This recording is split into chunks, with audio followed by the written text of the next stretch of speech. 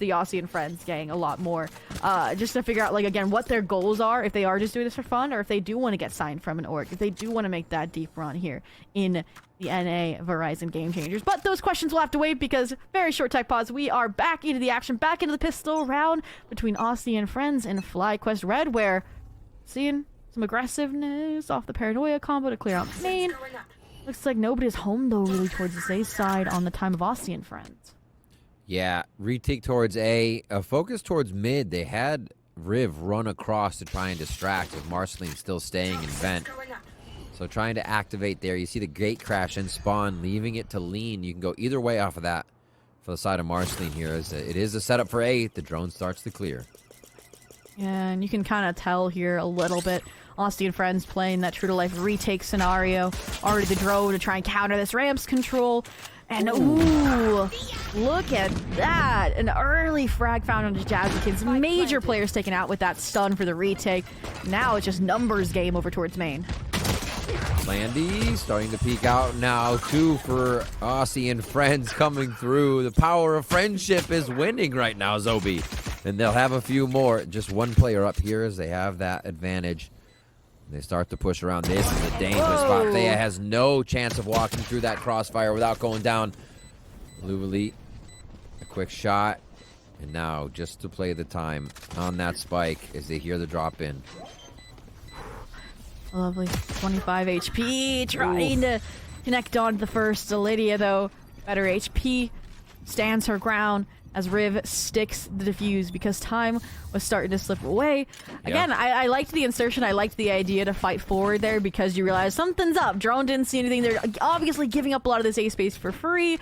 And Bob caught into that, tried to fight forward, found the first blood. But again, the trade, the clapback, the response from Aussie and Friends, really, really clean there to just clear out ramps together. Some, again, maybe individual mistakes on the FlyQuest side led to this pistol round victory. So they bring the spike towards that left side. Viper wall towards the left side of the map for FlyQuest to be able to play this. That's really tough if you want to stay in sight, not knowing what's going to be flying through from the other side. That's really good damage. Actually, Riv not too happy with that. And the Bulldog is going to be down quite low now. Yeah. Early drone A again, catch out what we identified could be a lurk play, but when it is this eco, the death ball approach definitely going to be a mindset here. Have some flexibility with the double duelist. Bob can go searching mid while, Lace goes for the entry over here towards B. Create a toxic screen though. Look at this, just to try and get out, get the spike plant down. That's your only goal on Nico, but it is acting as a beacon, maybe drawing, Riv to fight alongside Lydia here. Yeah, the up and down. Lydia forced to jump the wall, but now since there's a jump peak, you want someone protecting that just a little bit. So they have Riv rotating back around. Down to 45 seconds now. Pop flash through the wall is, like you said, a cheeky little gas wall there so they can get through on the toxic screen. And this is going to be enough time to get the plant down, but every member of Aussie and Friends is here, and they got some pretty good util to get back on the site. How close is fault line, though, is the question. I mean, you have still a lot of time to buy. There's a lot of weapons and utility on the side of Aussie and Friends. So again, showing respect, but then fighting back when needed. But it's Aluvili ahead, the player that doesn't have post-plant utility. Ev with their own sheriff striking through here. You said they would be the player that falls back for the missiles? Nah, they're fighting forward here too. And now an opportunity in the 4v2 to lock in this thrifty round. Just a miss. Nobody's peeking. They know where the shots are going to be coming from. Towards New Box is the battle. They and Ev come up with 3K on that Sheriff. Wow. And a few more kills for the team, and they will be able to grab that second round. And I was kind of like, I'm starting to see the tendency, like, pistol round, give up the space, play retake. Second round, same idea, even when you had better weapons. Yeah. And it's a little concerning, like, maybe they're showing too much respect over the FlyQuest squad. Again, we talked about it, players have been on the same team before. They've played in the server together for a long time. And I'm hoping, again, to see that proactivity out of Aussie and Friends as we get towards these late rounds, Marceline, go for a peek, go for a dive, go for a kill. And maybe not this round. Look at this. Outlaw staring down ramps. Marceline, this is dangerous. Oof. Not even enough time to gate crash on that. That's the second shot in the chest last time, but this time it's going to be the head. Eve comes up with that one quick on the Bulldog snap. And the spike's down. They are just sourcing the frags right now on this round as they walk around the map and look for more. Yeah, I mean, with that pick, we were kind of curious. Who's the lurk player? Seems like Ev was this round. On to Riv. I'm surprised they don't follow through on the A site, right? No more fear of a toxic screen. You've already taken down Marceline on that side of the map. And seems like they finally are going to with the program as well and accelerate. But again, we talked about this default. It was a little questionable. And now that's a weapon upgrade Jazzy might be able to leverage in the retake here as Spike Plant goes down. Bob again with a deep insert. It's going to take some nice coordination here, I think, to break through this post plant. Oh, looking for the toes. Who's gonna start it first? Oh no! Oh no! Quick nade drop in, and they know they can't get out of there. It just look at that. Instantly stopped by Bob. Even with the missed shots, they still can't get past the utility. So that's gonna equal out pretty much into a save round now. Oh, and they still have more for the vent. That's a danger spot. No more going to the vent towards the late part of the round. And just the time delay. Very nicely done here. Jazzy can save because he collected the weapon, but Slandy was going to want to die there for the ult orb or the denial with the spike death. And Jazzy holds on to the weapon. Flycoast with a second and a lead quickly turned on its head. It was a nice final. It was a little slow, I think, the pivot onto A, the realization that they could follow through there, but they wanted that ounce of certainty, I think, first.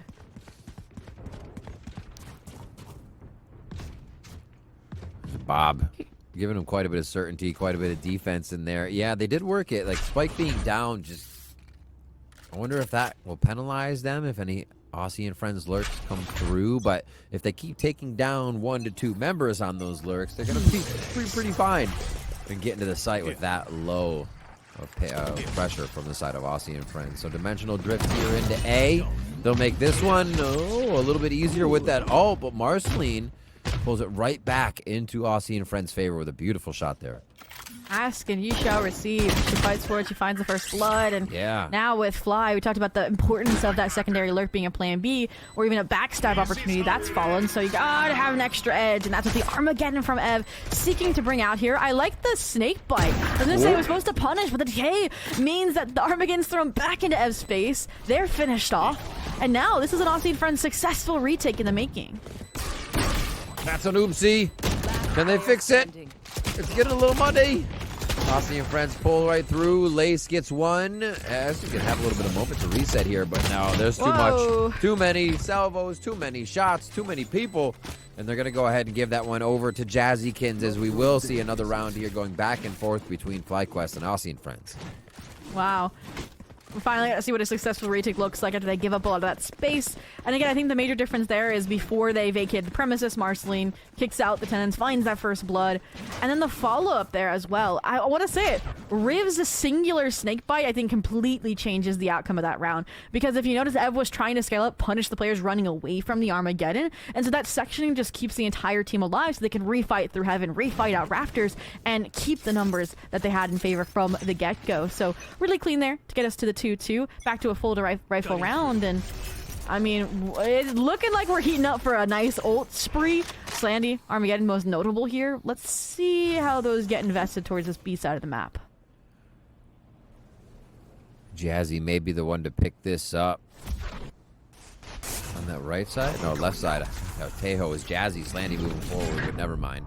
Just seeing the mini-map different. Is already a TP to the back of the site here as Lydia just misses the side of the wall there on the shadow step distance. This is a tough spot to be in now. Gate crash out. The rest of the team's kind of stuck in sight. And it is going to be able to get Slandy one on the Armageddon. Jazzy answers as well as Bob doing all the work that they can here to stop that retaliation in sight. But they are not going to have Spike anymore. This is a nice different look for Aussie and Friends. Just complete shutout. Isolation of the spike on site. Armageddon used in a proactive clear. Right. Oh, Jazzy spotted the gun barrel. They know. And she's going to achieve hit off of the Slandy stun as well. And it's all down to the 1v1. Bob, Slandy. Oof. 30 seconds left. Pushing up on the 1v1 a little bit. Salvos are there to displace Bob if they want. And Slandy takes the fight on Bob, a 3K on the round with confidence. And Aussie and Friends will pull back into the lead.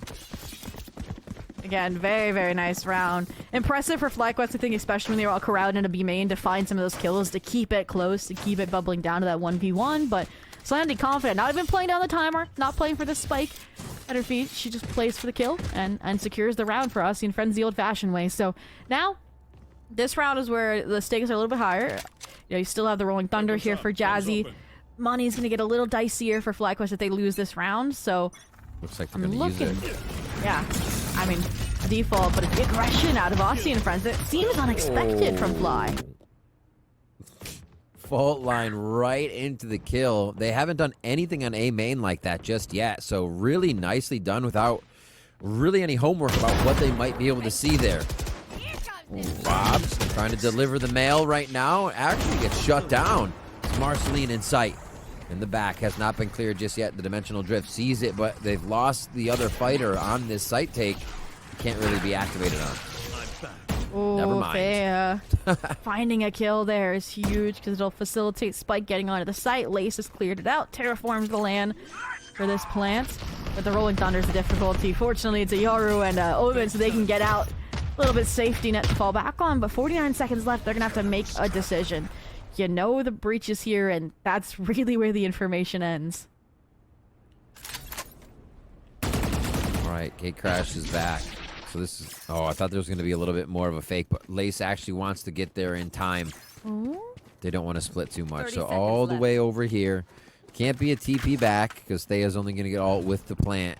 So they stick it. Maybe a plant out in the open here would be big, and they can go towards heaven. Yeah, I would really actually like to see an ult, right? You're down numbers, you need a sense of heroics.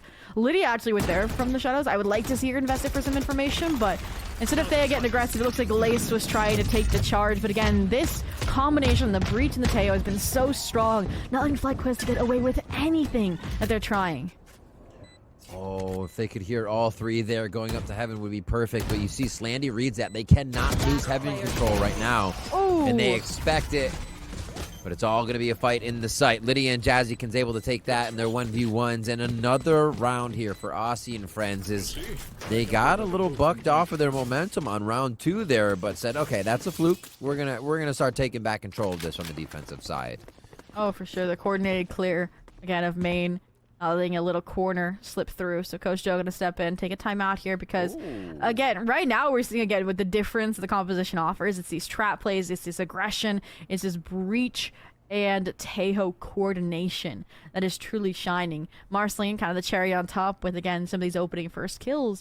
And for FlyQuest, what do I want to see change? I mean... The round that they got out, right, was, again, one in Eco, where, again, it was the creative wall and some nice Teo utility that kind of just forced their way onto the B site. But, I don't know, they've been splitting up a lot here. It's kind of like divide and conquer. The rounds they've won is like, Ev gets the opening kill over towards mid. Bob gets a random kill over towards ramps. Versus this double duelist can kind of thrive, I think, with some more decisive execs, and you have to figure out how to counter the Aussie and friends retake. It is. It used to be, I mean, at this point, they can do the blast pack to backside with Lace's teleport, right? You do that on B. The A hit was just front side A, unless you want to have somebody blast back to the back, or A heaven waterfall into sight. Like, the composition seems to not be allowing them those even default setups. They can take them, but I don't know if the follow is there, if the right kind of util is still there for them to continue that, because the follow-up is really only Tejo. And a paranoia is only going to hit so much across an A site kind of thing. So, we'll see what they formulate. Yeah. I was going to say, that's my concern. Is like, that sounds like a great execution strategy, but from playing full retake to now playing kind of interference, drop some salvos, drop a stun, and that player that gate crash backside is obliterated. So they're trying to, again, figure out, okay, this near mirror composition, how do we fight around it? And we are correct. They are going to go for the more death ball approach, but this is also an eco. So, you know, take it with a spoonful of sugar. But Slandy... That info. What's the response? Already screens fault line. So they know nothing's coming from mid. They'd only be worried about what's happening at B here, but they've already seen utility commitment come from a few more people than necessary to tell them that the entire team is here. And now with the wall going up, they have no answer to get themselves through with this low buy. And they're going to be making a bunch of noise on ramp, alerting Aussie and friends to their location. At this point, you know there are 3 players nearby here for Aussie and friends, so try to make a pivot here. I could see Vents as an option, or just rely on heroics. Ev tries to jump up for an early frag. The aftershock forces them back, so maybe still, again, decision. Do we go B here? It looks like an opening. I mean, look at the hesitation, right? Look at it's Lydia trying to clear out the space. They're like, we kind of left B main open without our sentinel, 30 so seconds left. this could be the opportunity they need, especially if this weapon gets dropped over towards stairs.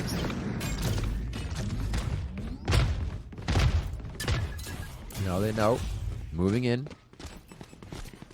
Oh yeah, full rotation coming back over, but they're worried about that vent lurk. Somebody's pinging in heaven still. You can see that A heaven ping going across. So this is big. How much can Marceline find? You already have offsite Tejo. Salvos aren't up for Eve, though, so they're going to be working off these sheriffs. Still a tough sight hold.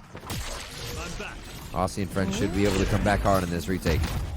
I mean, flash out, the trio, the 3 musketeers jump, leap out. It says Talkscreen mentioned that's going to be the issue, but it drops at the perfect time as they flood to clear out pillars and backside simultaneously. And while Ev does have the Guided Salvos back online, that can only buy you some time. Jazzy gets into half. The sheriff that we saw prior could just get the job done, but Marsley sticking, it doesn't matter! Wow. That Close was for comfort. So close. What shots coming out from the sheriff on Eve. Absolutely close to clutching the round, but Marceline there, alive and thriving to pulling through another round. You see that post-plant defuse, another successful one for Aussie and friends. I mean, just also the recognition that, you know, they had a little bit of time to get off because I was right up in face. No matter how you spun it, they weren't going to get the stick through. Especially after those 2 shots. You know they're precise right now. So even though Fly don't win the round, this is where the timeout culminates. And I think the confidence there was huge. And looking at this heavy, decisive mid-hit, they usually overwhelm Riv. But Marceline this time, quick pivot from A Heaven to facilitate to fight forward. Oof.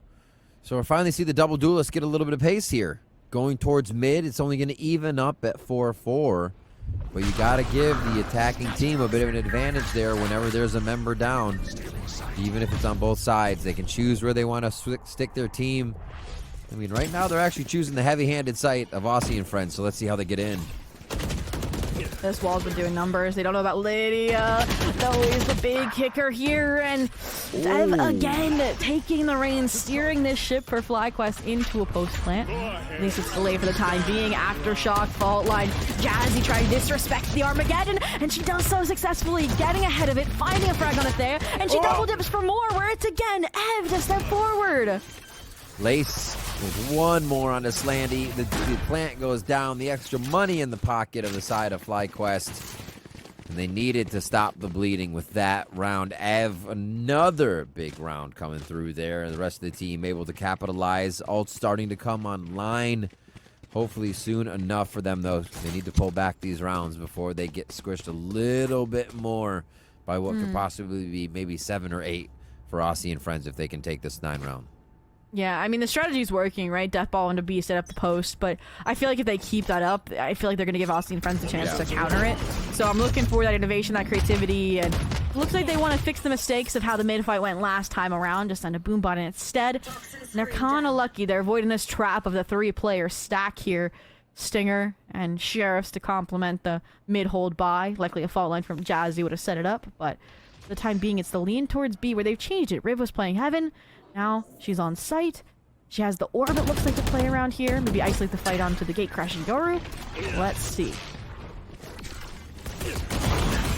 Oh, flashes go up. Ev is in fast on this. Go back and forth. Up, high, looking low, and it does not look like Aussie and friends is going to be able to even get in sight on this one, but they still try to fight it before the site's really taken. That was interesting. Everybody was there to fight, and Aussie or FlyQuest just said, "Okay, let's do it." And you're right, all the players were there, but it felt like it was kind of staggered almost, right? Like you look back at the successful retake 2 rounds prior, and it was like a flash. All 3 jump out in coordination, and then they even fight through the toxic screen at the same time. There it was like Rivs alone. Marceline gets a stinger kill alone, gets traded. And then it was this coordination between, on the flip side, for Fly, between it was Leia and Lovely, who are fighting actually into CT. So, I mean, really nice. You mentioned that they're ready to fight. They disrespected the Armageddon, which Slandy actually pulled out on the eco as well. So I think with all those factors combined, you know, a little bit of a misinput with the ult investment, a little bit of discommunication or desync in the reflood, that's where this timeout comes through.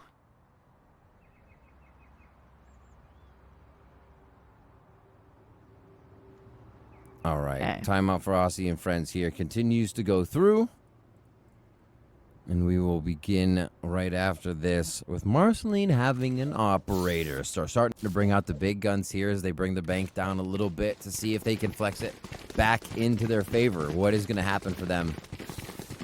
This one gets tough if Fly are hitting the site just as fast as possible. Operator, again, we say it's not the easiest thing to get back in a site with. I feel like especially for Icebox, yeah, for Split, because teams aren't going to be necessarily peeking you. They're trying to hold those extremities or stay behind the pillars. Yeah, I think they just hope they don't cross this line. Look, double toxic tree investment. Operator posted up here. I'm expecting if there's any pressure mid, the pit to get popped so you can funnel these players towards the operator. But Slandy here has kind of that, if the op fails, insurance policy, but you don't got to cash it in if you don't crash the car. And great opening pick there from Marceline. Again, keep things at bay, but I need more response over towards main, and that's where the salvos come in, but they're a little bit late, so Fly breaks through nonetheless. Oh, pick those down. Oh, they're going to try right away? Wait.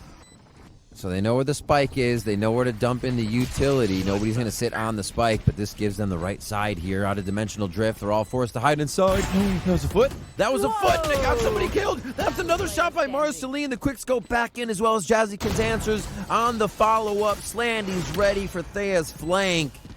And, man, the operator did not slow them down. They pick it up, actually, for Marceline as they went down. And Aussie and friends will run through with another round in their favor.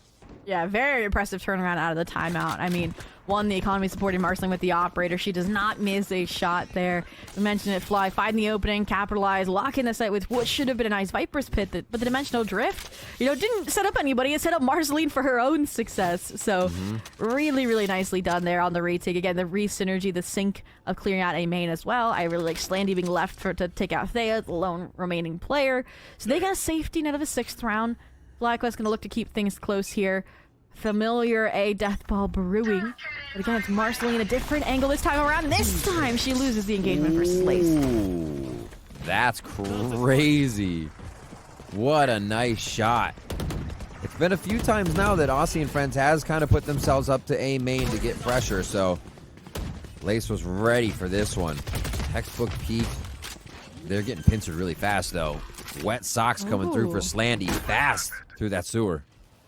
Yeah, you do have Lovely watching. She was low HP, but it doesn't matter when Slandy wasn't expecting him head-to-head with a player. And I like this forward prowess through elbow. Paranoia counters the operator. That looked like it was salvaged. And now, I mean, 3v4. Running out of really utility in this case, right? It's the Yoru with the tail you look towards. So you need this breach to set up a perfect TP in, and it's the showstopper to break that entire plan apart. One enemy remaining. Oh, save. Lovely with the one, but Riv answers back. Didn't see him to the source of the left side. Bob's going to be able to hit the operator's shot. And now they get that over onto FlyQuest side. We'll see how this starts to work. It is the last round, but we'll see if they decide to keep it. Who gets it? I think it might have been stolen for a second there. And I could be tripping, Riv, but you know how like Jazzy looked like they were getting ready to breach ult? Look at the ult counter. I think we didn't even hear the voice line, but I think they were killed as they were letting it rip, panic style in elbow. They're like I said, mentioned it, running out of utility. They need that it factor, and that getting invested when it could have been a great last round turnaround is devastating here for this squad. But looks like for now, likewise, you mentioned it, operator in hand, going back to a little bit more of that default approach. They've been deathballing a lot, so I do like to switch up for the last round. As the Aussie and friends were stacking away from it, expecting it to play retake there, so this should be a nice disruption to that plan. Bob, easy. Towards mid. This is, I think, one thing FlyQuest really didn't kind of do in their previous rounds, and it's not a problem because they were winning them, but it's just going in and pushing and pulling, picking one off and then moving. A lot of what they've done has just been like, hey, we're here. We'll wait a few seconds, but we are just going to slam the site. And then they've been dealing with Aussie and friends coming around on the flanks. This one, using a bit more of the map and even leaving a breadcrumb for a moment there with Bob to check vents. Okay. This is what I mentioned. They set themselves up for success, and they need the right pacing on the acceleration, and it seems like it is just that. It's Pincer. They are surrounding these players, and they should be choking them out on the side of Aussie and Friends, but they are fighting back, biting back, and winning. I mean, every player was crowded into such close quarters. Util Dump and all could have gotten past it. Now it's down to Lace and Bob, the duelist. Recover Spike. You don't have to fight here. Low-key, send Bob to A. Last player standing. Oh, they won it. They saw the smoke come out of that. Oh, but it's not going to matter. Slandy with the Sheriff.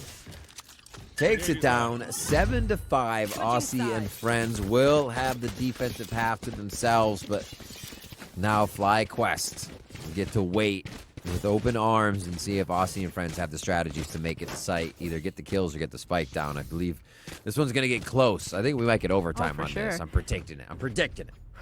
Ooh, I mean, the double duelist on the defense. We get the overtime if Bob and Lace start hitting. Because I mentioned a lot of the rounds won really came out of heroics of Ev, if anything. So, really nice performance there. And another thing to point out, this is FlyQuest's map pick, but we mentioned it in the pre-show. Aussie and Friends, they know their way around this map. They've played it a couple times this Swiss already. And I think that's what's showing through. Again, each team is like, they're responding to developing the right times. It's just that give and take. And ultimately, that that economy disruption just didn't matter. So, what is this? 3 players mid? Oh, hello. Wait a minute. That gate crash made everything so awkward. Or the run mid, I should say, and the gate crash. Really nicely played throughout the chaos on that one. And now it's just going to be Aussie and Friends running away with this pistol. The push from Bob is only going to be met by more members of Aussie and more Friends. Yeah, FlyQuest maybe cooking a little bit there with the triple mid fight, and I agree. The speed in which Marceline executed upon that. I mean, you hear the gate crash, but you don't have time to respond when, again, the orb's about to drop. You're getting pressure from multiple angles, and at this point, it's just going to be looking around, seeing if she can isolate some ones here. Prevent this from being a flawless, perhaps, so the money a little bit tighter down the road, but you can see they're not taking any chances on the Aussie and Friends side of things. Riv the jump peak, crossfires upon crossfires. Riv, how many does they get? Let's see. There's a ghost, lots of ghosts, none. 0. There's too many ghosts. 1. I'll call it 1. Okay. Here we go. Ooh. Right click RNG comes through for me. Yep. There we go. Close the distance just in time. Yeah, I was worried. I was looking at that. I'm like thinking about my 1 kill, and I was like, the 1 player low HP, Jazzy's playing really far away, and Marceline was being set up. But all in all, Aussie and Friends keep it strong. That's a pistol on the board here to keep the ball rolling, to deny that really quick, 7-5 turnaround you expect when the momentum shifts to get that 7-7 on the board. So the buy comes through, nothing out of the ordinary out of Fly. I do like this very forward buy, though. This is like, you can get 2 rifles in the next round, right? And you can still carry these expensive weapons over. This is like, we want to go to the next map type of buy scenario. I feel that. They're setting themselves up to have a bit of a hero play here, but those also need to be protected. So we may get a little slower round here out of Aussie and Friends, thinking maybe something's afoot with the side of FlyQuest. They'd be right if they went to A full stack on that side, but a very cautious play, I think, throughout for Aussie and Friends. So they've been good at sourcing out the info here, even in the previous half, before they made their moves. And now on the attack side, it'll benefit them as well. Huh? We kind of talked about how Aussie and Friends played out their rifle advantage round last time, and it was very, very cautious, and they're doing the same here. I mean, Riv, again, doesn't have weapons. The lurk isn't too dangerous. You're not giving anything away here. But the rest of the team, they waited for the drone. They waited for the clearance. They've realized, I think, that this was a gamble stack towards A.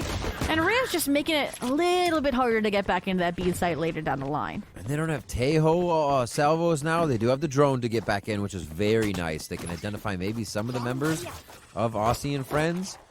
But they have left sight. Look at the post plant setup that they have, too. Jazzykins with aftershock flashes to get from that angle. It'll just kind of tag somebody's defusing. And they have forward push to sight. Yeah. They're playing for They said, exits. we don't want this. We don't want to give over all points. I Do they mean, still? if you only utilize a drone on the B site, like you had paranoia in play, you had like strategy upon strategy here. And I'm just hoping that they don't let it fall apart by some rogue eco frags. And Jazzy is ensuring that that is in fact the case. And it looks like they're going to keep 3 of these weapons. I mean, like I said, the other 2 that died, they were the ones with the ghosts. Yep. It was okay. Easy push through for them. What are the buys? They buy up the rifles. This is lethal if it works. Lace has a low buy here, actually. Kind of forced into that. I mean, he could go Bulldog into lower armor, but it's going to be the judge. We'll see how Lace plays this. It might be the pistol round setup they had before, where it's Viper runs across mid, and then they have somebody hide and vent here. We'll see what they do. It looks like they're setting up for it on FlyQuest side. Riv's still on a ghost, but like you said, those weapons are still on board for the side of Aussie and Friends. And again, Aussie and Friends start out slow, wait for a trap play. Characteristic of their double duelist. It doesn't come though because of that judge, because of the light buy for Lace. They're just waiting until the toxic screen gets breached, and this time the drone doesn't spot anything. So just the slow scale up the deposit here for Marceline. Drone on the opposite side though is going to get massive info, and the salvo's actually exchanged for not much buyout. Push in from Thea. I mean, pushed up enough here for Lace, but just for the audio. Ooh. Art Zine impression. Historical vanity spot. Oh, almost. That was such a good lineup, too. Really nice reaction by Aussie and Friends to get that started. And Lydia on the 1v1s today are just opening up. Yeah. And now the player is left for FlyQuest Red, scrambling over through CT over towards the B site. It was definitely, I think, a risky strategy. Again, you have a light shield judge abuser in mid, and then you had a solo Owen D B main. Like, if either of those pillars fell, the B site was going to topple with it. So now, I mean, 3v4, we talk about it. In this meta, this composition is so lethal in the delay department. And with some players finding their momentum here, wondering if we'll see the save route, but suddenly the scales tip and they crash through. Yeah. That happened so fast coming from the rest of FlyQuest on the retake. I don't think Aussie and Friends was even ready for that kind of momentum. So they'll be aware of it now coming in this time. A big round there because of the econ for the side of FlyQuest Red. Could have been broken pretty hard. And they'll have to try and do that now to the side of Aussie and Friends as they come through. Vandal v Vandal winning that bonus round. Ultimate's almost online here for Bob to keep doing more damage.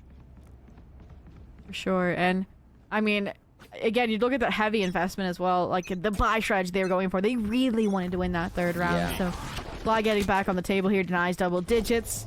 Forces maybe some reflection here.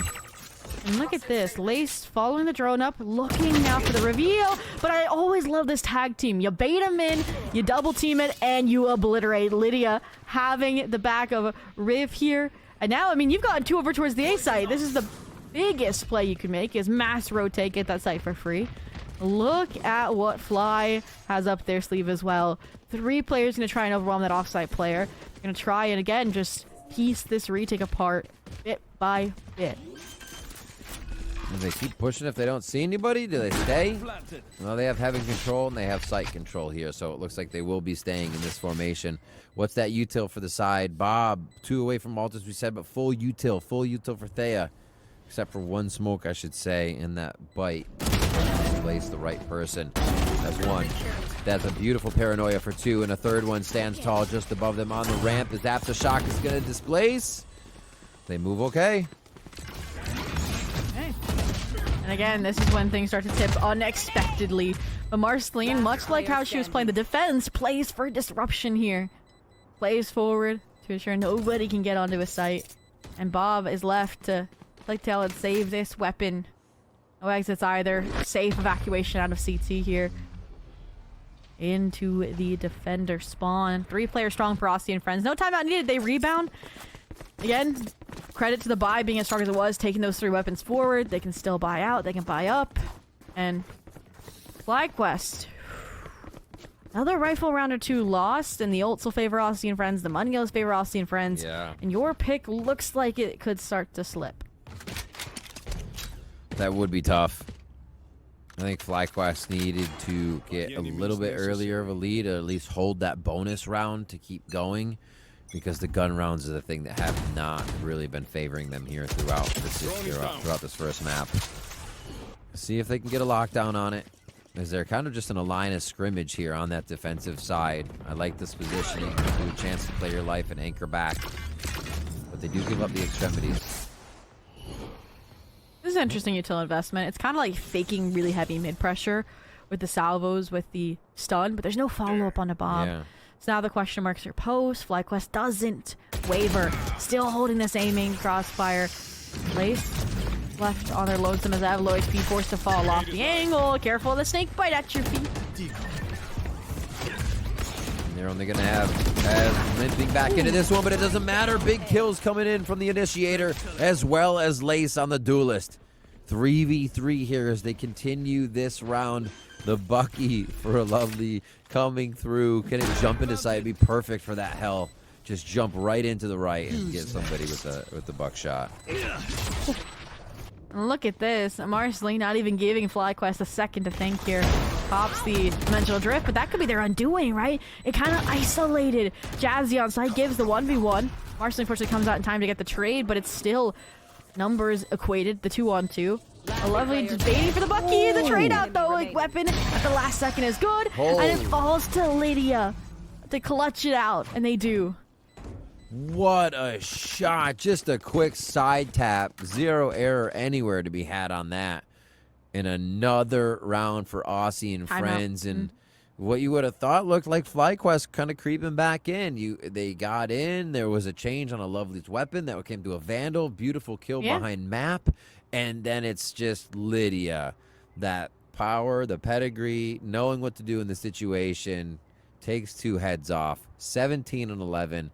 Activates FlyQuest timeout trap card. And Marceline as well, just like the speed in which he pivoted off the information gave for the dimensional drift. I was like doubting it. I'm like, you're taking yourself out of the fight. You're giving them the fair 2v2.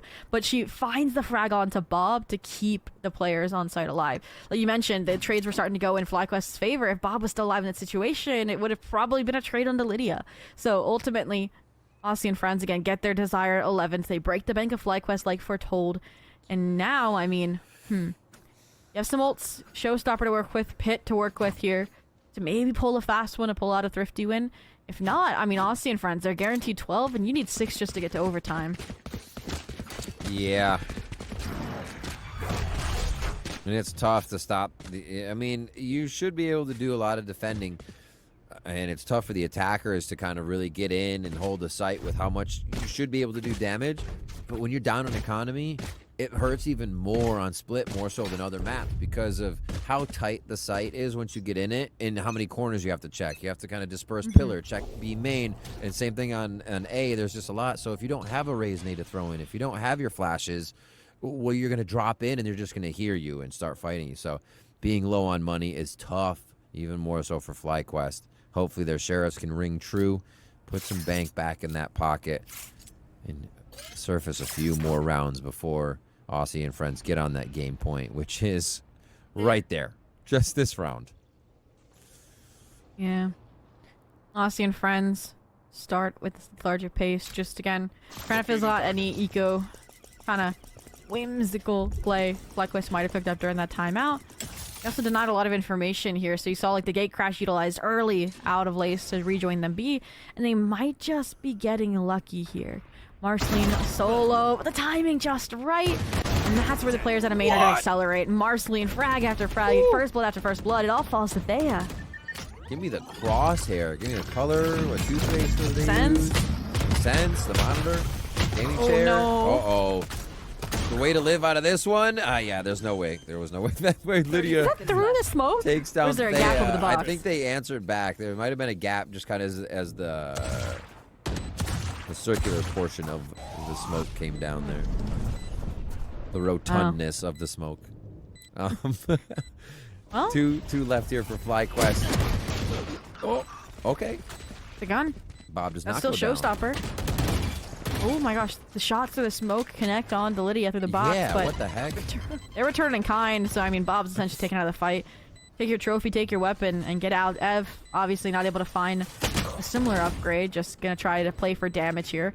But Riv, I mean, Aussie and Friends, even when they have like the win pretty much secured, they always have something else brewing. Whether it's the Marceline, you know, Dimensional Drift prior, or it's the Riv backstab this time. Just like that, Aussie and Friends are gonna reach map point on FlyQuest's pick.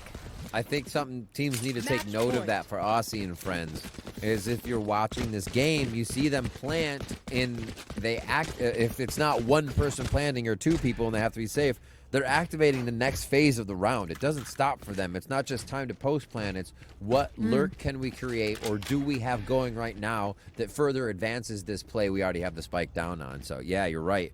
Always something else that Aussie and Friends are doing when you're just trying to get onto the last play that they were initiating. Well, I mean, I feel like it could be worse in this situation for FlyQuest, right? 4 ults, better weapon, showstopper opening first blood, and you overwhelm the lurking Riv. Okay. Feels like they have not lost any steam. They are not shaken up by the fact that this is map point. They are lethal. They are proactive. And each player is landing their haymakers, particularly the double duelist Lace, Bob, and Bob sends it all with 4. Okay, not over yet. Brick by brick, Bob by Bob. They will get back into this game. It looks like if plays like that keep happening. Holy moly, the quick 4K. Yeah, they're going to say, all right, we need to just cool Bob off right now. We're going to go ahead and call a timeout. There's no need for that. So, yeah, Aussie and Friends timeout here to reset just a little bit. 1 round away from taking this map. It was a good setup. Again, Lace Dimensional Drift, find, isolate Riv.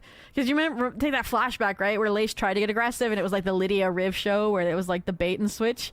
So this time they don't fall for it. They get what they came for. They get out. And Bob, I mean, that's the VCL prowess that we've been asking for. Again, great opening kill off the showstopper, and that wasn't enough for her. She goes back for seconds, and I mean, completely shutting down any B main control, which they were kind of giving up for free, right? They were more fighting out of heaven, fighting out of back sight. So great look there.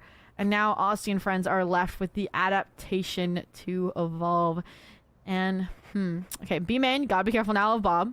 You know, Egg, careful of the trap play from Lace. Yeah. Maybe mid is a solution. We haven't really seen them toy around with it too much beyond the Marceline success on the pistol round, actually. G2 has a play that I love that they run. You didn't get to see it versus 100 Thieves, but they actually fire an aftershock into mailroom, and the gate crash will get into the back corner of mail, which keeps them safe. But they will also have Valen teleport in under the aftershock, so he may take like 1 orb hit of it and still move through. So it's the timing on it is crazy. Like, there's so much, and you're right. They're gonna go mid on this one. They probably won't do that play. I was just kind of nerding out for a second. But it's already going to be the play towards Vent. They got a huge kill from Marceline off this before, and they actually go into their own aftershock. I love it. Yeah. Trying to play through that util to take the enemy off guard, but they figured it out. Yeah, I mean, the gate crash that you asked for, but I mean, if we know and can predict the strategy coming out of the timeout, then FlyQuest can as well. Beautiful pit to counter that play. They haven't taken out the lurking Riv, though, this time around, and almost got the opportunity to find an early kill on to Lace. So chip damage found, that's it. Gate crash out after getting the orb, which is the whole goal. Now, a double challenge through the pit here. And the backstab from Bob. This is going to be devastating. Oh, the switch of the gun is what takes it Lovely down. But yeah, Spike's just a little bit of ways, and they're going to have eyes on it in a second. Now Bob knows. Oh, yeah. Oh, look at that. Crosshair placement ready for the flick up on whoever picks out of there. Boom.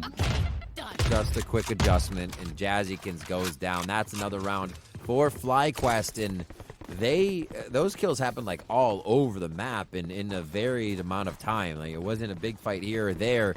FlyQuest just started to dissect Aussie and Friends and make it tougher and tougher to run any strat there. Yeah, it definitely feels like the attacks are vastly different between these two squads, right? Fly was very fast. They only went slow when they needed to. And it feels like AF's, again, starting out very slow every single time, just trying to get that information before and identifying those openings, or Marceline's making those openings, right? So when you are Fly and you start picking up on that and breaking it apart, I maybe want to see decisiveness out of the side of Aussie and Friends. And that may be what I'm getting here, right? The ults have built up. Armageddon, Rolling Thunder, Dimensional Drift. This could be a good recipe for success. And Marceline, you got stunned by your own fault line. Oh, this fight happening in mid. The dimensional drift goes down. Lacey was backpedaling, almost gets seen by. That was so crazy, the timing they had there in mid off of all this distraction being created by the Yorus. It's now 2 down for FlyQuest. Can they convert is the question. I mean, I want that firepower for taking a site. And again, it felt like it was for information for a singular kill on the side of Aussie and friends. So now you're left, you know, down a player. You're left with Bob about to backstab again, unknowingly, because there are no sentinels in the mix. And, I mean, they heard all the footsteps, so yeah, you're definitely gonna from the shadows your own to screens. Paranoia, dark cover for delay, and this round is basically over. Now they're going to turn around immediately. Oh, they know it's in the smoke. They're forced back into sight. It's just a bit of a hesitation it creates for the side of AF. And is it enough? Lydia looking to close it out. Riv and Lydia now versus Bob. And does she say crown me? Will it be enough?